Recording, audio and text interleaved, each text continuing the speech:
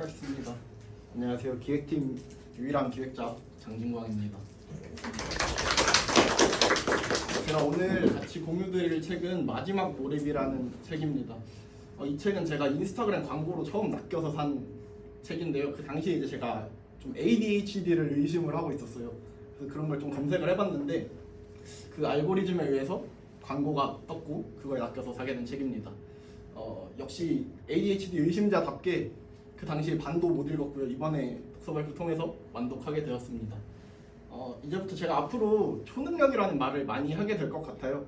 우리가 이제 그 초능력을 갖춰서 이제 엄청난 성과를 낼 수 있으면 좋겠다라는 마음으로 이 책을 선정해서 공유드리게 됐습니다. 네, 먼저 시작하기 전에 한번 여쭤보고 싶습니다. 신이 우리한테 와서 딱 한 가지 기술을 마스터 시켜줄게 라고 한다면 혹시 어떤 기술을 선택하시겠습니까? 운동이요. 운동? 혹시 뭐 다른 분 있으실까요? 언어요. 언어요?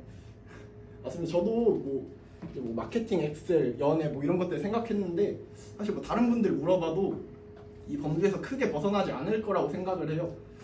근데 이제 이 저자는 조금 다른 이야기를 하고 있습니다. 저자는 저는 학습하는 기술을 마스터 시켜주세요 라고 이야기를 한다고 합니다. 이제 학습의 기술을 마스터한다는 거는 이제 저희가 어렸을 때 했던 그런 얘기랑 비슷해요. 너 소원 하나 들어줄게 라고 했을 때 그럼 전 소원을 무제한으로 들어주는 게 소원이에요 라고 이제 그런 얘기 많이 했었잖아요. 저는 이것도 같은 메커니즘이라고 생각을 해요. 두 가지 다 이제 무엇이든 빠르게 이루는 초능력을 가지는 거거든요. 네, 그래서 오늘 저희가 이제 할 얘기는 어떻게 해야 초능력을 가질 수 있을까? 초능력이라는 건 즉 어떻게 빠르게 새로운 것을 학습할 수 있을까? 라는 거에 대해서 이야기를 해볼까 합니다.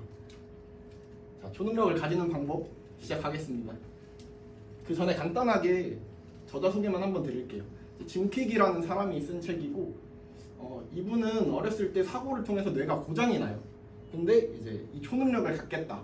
학습이 안 되니까 학습하는 방법을 배워보겠다 라고 해서 이제 결과론적으로는 초능력을 갖춰서 빌 게이츠, 일론 머스크, 버락 오바마의 선생님이 된 사람이라고 합니다. 이분이 쓴 책이고요. 이분은 이제 우리의 초능력을 가지는 방법, 이제 한계를 초월하는 방법으로 이 리미트리스 모델이라는 것을 제시를 해요.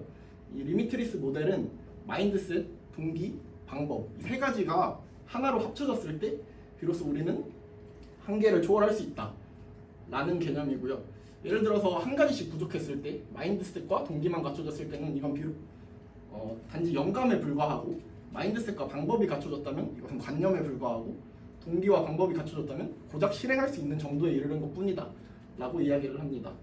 그래서 우리 이제 이 초능력을 발휘할 세 가지 뿌리에 하나씩을 파고 들어보겠습니다. 네, 먼저 마인드셋입니다. 네, 마인드셋의 핵심은 나는 할 수 있는 사람이다라는 마음가짐입니다. 그래서 저자는 이 세 가지를 꼭 명심하라고 얘기를 해요. 스스로의 한계를 제한하지 말고 뇌는 가소성이 있음을 알고 세 번째로 나를 긍정적으로 정의하자. 뭐 하나하나 다 설명드리면 좋겠지만 짧게 설명을 드리면 우리 이런 얘기를 많이 해요. 내가 천재도 아니고 나는 기억력이 안 좋아서 이런 얘기 하지 말고 뇌는 사실 자기 스스로 발전하는 친구예요. 내가 어떻게 생각하고 어떻게 행동하는지에 따라서 자기 스스로 로직을 바꾸고 이제 자기 스스로 확장을 합니다. 그러니까 우리는 포기하지 말고 뇌의 가능성을 믿어야 한다 라고 이야기를 합니다. 네, 두 번째는 동기입니다. 네, 동기는 왜 해야 하는 것인지를 잊어버리지 말기인데요. 네, 이제 모티베이션은 퍼포스 곱하기 에너지 곱하기 S의 세제곱 심플 스몰 스텝스라는 이 개념으로 정리를 합니다. 그래서 우리가 동기를 가지고 그것을 유지하려면 왜 해야 하는지를 명확하게 알고 두 번째 이제 포기하지 않고 그리고 그 안에서 작은 성취감들이 필요하다라고 이야기를 합니다. 그래야 우리는 동기를 가지고 지속적으로 유지할 수 있다라고 하는데 뭐 당연하게도 동기를 높이는 전략은 이런 것들이 있어요. 왜 해야 하는지에 대한 해답을 찾고 에너지를 유지하고 작은 목표를 설정하고 목표 달성에 대한 보상을 설정한다. 근데 이 퍼포스, 에너지, S의 세제곱이 모두 갖춰졌다고 해서 모두 좋은 동기라고 볼 수는 없다고 얘기를 해요. 그렇다면 좋은 동기와 안 좋은 동기를 나누는 기준은 무엇이냐를 저자는 이 윈 프레임워크라는 걸 통해서 설명을 합니다. 윈이라는 것은 want, innate, now 이 세 가지의 줄임말입니다. 우선 want는 이게 다른 사람이 시켜서가 아니라 다른 사람이 좋다고 생각해서가 아니라 진짜 내가 하고 싶은 것인가를 한번 판단을 해보고 innate는 이게 내가 정말 잘할 수 있는 것인가, 내 가치관에 어긋나는 것은 아닌가, 나오는 이게 먼 얘기가 아니라 지금 즉시 시작할 수 있는 것이 있는가 라는 것을 한번 점검을 해보라 라고 이야기를 합니다. 이 윈이 모두 갖춰졌을 때 우리는 비로소 이 몰입이라는 경지에 이르를 수 있다 라고 얘기를 합니다.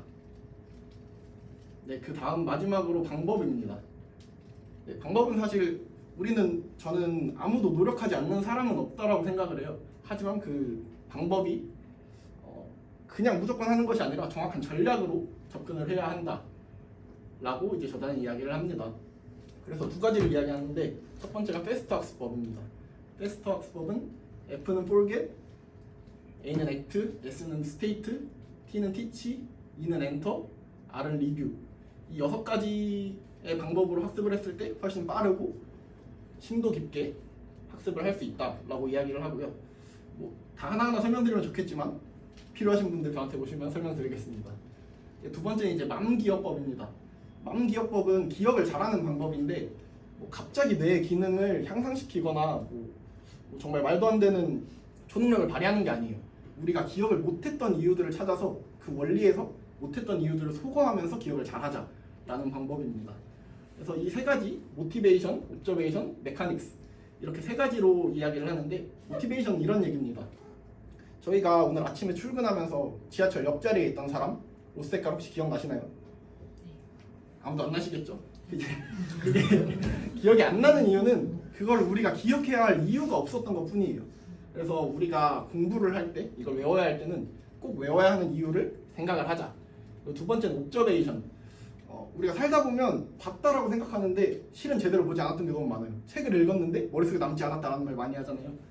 이제 그러니까 이거는 우리가 제대로 보지 않아서다.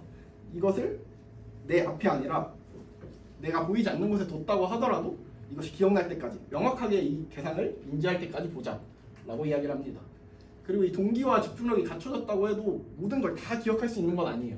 그렇기 때문에 메카닉스를 사용하라 라고 이야기하는데, 스토리텔링, 연상, 장소기억법 등 내가 기억하기 쉬운 방법으로 공식을 짜서 기억한다 라고 이제 이야기를 합니다.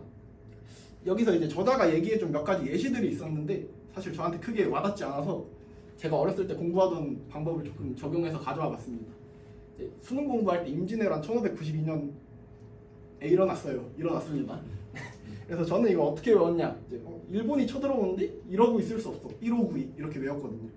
그리고 냉장고에 붙어있는 프로그라는 영단어를 보고 냉장고에 개구리가 붙었네? 라고 하면서 유년 시절에 외웠던 기억이 있습니다. 네, 이렇게 하면 기억력을 향상시킬 수 있다 라고 이야기를 합니다. 네, 여기까지고 축하드립니다. 이제 여러분 모두 초능력을 갖추는 방법을 아셨습니다. 이제 모두가 초능력을 갖추고 엄청난 성과를 내길 기대하고 있겠습니다. 감사합니다.